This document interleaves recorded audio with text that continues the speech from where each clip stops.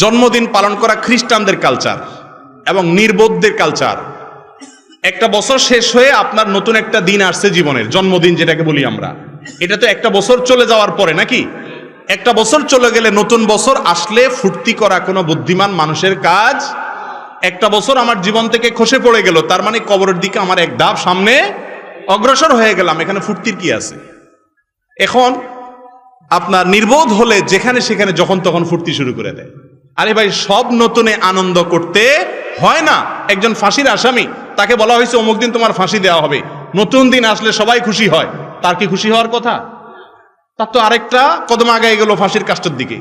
আমাদের ফাঁসির কাষ্ঠের আসামি না হই, কিন্তু আমাদের মৃত্যুর পরোয়ানা মাথায় নিয়েই তো আমরা জন্মগ্রহণ করেছি। কুল্লু নাফসিন যায়কাতুল মাউত, সবাই মৃত্যু স্বাদ আস্বাদন করব।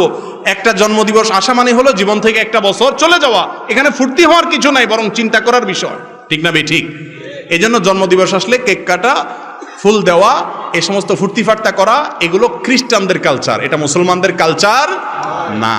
মুরব্বীদেরকে জিজ্ঞাসা করেন তো, জন্মদিবস কি জানতো নাকি? ভাতই খাইতে পাইতো না, কিসের কেক কাটবো আবার?